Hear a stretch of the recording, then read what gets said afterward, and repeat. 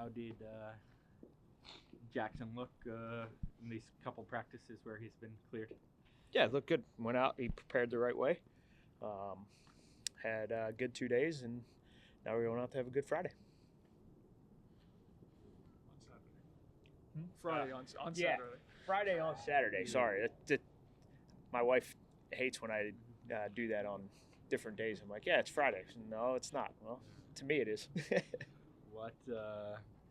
What did you, I don't know, I hate saying were you surprised by, but what did Jameis show you to the last couple games we know he has that in him, but like to pull it out at this stage? Yeah, I think it's a credit to him and just being ready to go the whole season. You know, it's something that we preach in there of you never know when your number is going to get called. You're a shoelace or a chin strap away from playing, and he handled it really well.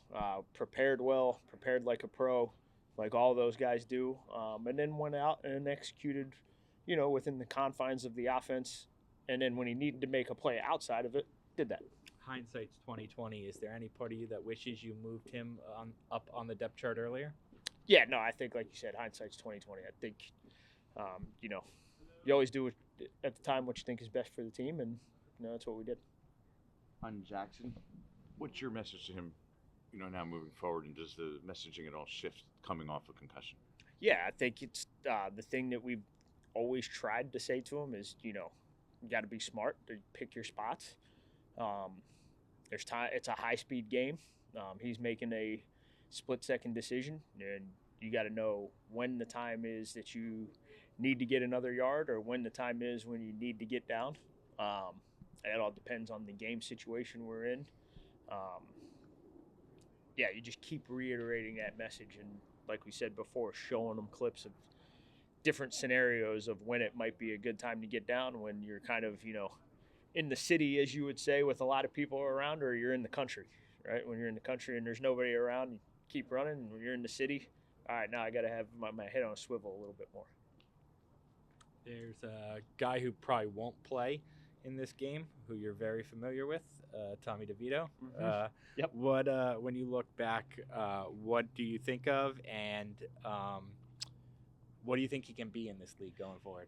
Yeah, loved my time with Tommy. Really appreciated the way he, you know, grew and worked from the time he got here till, you know, this past training camp when, unfortunately, you know, there's just a lot of guys in the room. And, you know, I'm glad to see that he got into a place that he likes and enjoys. I'm really happy for him. It's a special relationship there still with me and him. We still talk pretty frequently. So I'm happy for him. I think Tommy's got a lot of talent. He's got the work ethic. I think he can play in this league for a long time. Like I told him, you know, back when he was a rookie. When you've interviewed, you know, dozens, hundreds of quarterback prospects, were there similarities that you were like, we like this guy and we like this guy between Drake May and Jackson Dart?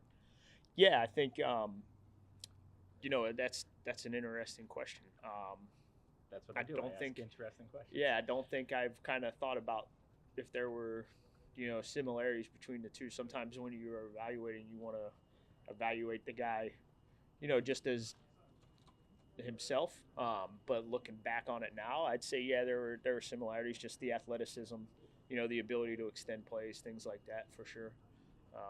It's one of the things you definitely look for in a young quarterback. So I'd say that those are there for sure. What have you seen from Jermaine the last few weeks specifically? You know, going up against some top guys.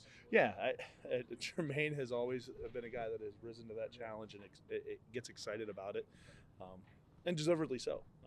The opportunity to compete, you know, if you're playing, why not? You know, be excited to compete against the best. And we faced off against some really good fronts and some really good, you know, defensive ends on his side. So he's enjoyed that. I think he's played fairly well with it, and you know, like anything, like we said, there are areas to improve, but I think he's afforded himself well in those opportunities. Sometimes we say about quarterbacks or guys in other sports, like he makes everybody better. Like that's yeah. Does Andrew Thomas do that for an offensive line? Does he, besides being great at left tackle, does he make a five some better? Well, I mean, because of his own individual talent, certainly. You know, I hear the things in media prep of what the guys say, and I think if there's a leadership role that Andrew does very well, which is as talented as he is, he permits us to coach him, and he holds himself to a high standard, which then I think permeates throughout the unit of like, all right, here it is. We know this guy's talented. Everybody knows that, but he still says, you know, I can do better, and like goes out and tries to do that. So I think if that helps the unit be better by the standard of which he sets, and kind of the bar that he holds himself to, which then helps the other guys in the room play to their best as well. Where has Schmidz made his biggest strides this year? Yeah, I think just in general overall as a player, just more experience. You see him hold the point a little better, doing a better job within the pass protection of playing long and punching guys and playing with the proper posture. And then he's just been tremendous, which is to be expected because he cares and he studies, of setting the table and you know, just distributing the blockers well, communicating to the front. We put a lot on our centers, and he does a tremendous job. He and Schlotty of getting us set and going to the right people.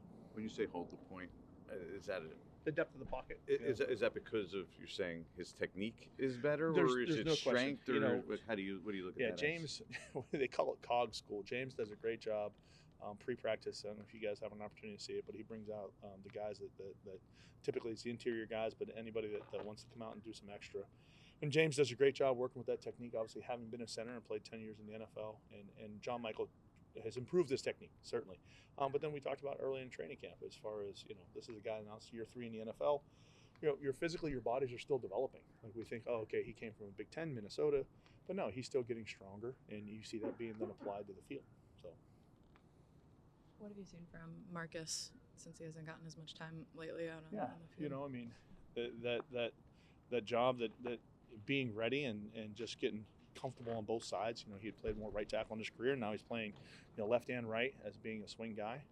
You know, just working at his craft. You know, fitting in, you know, acclimating to the NFL and just the weekly grind, which I think he does well. And then, you know, the jobs that the O-line gives him as being the lead rookie in the room.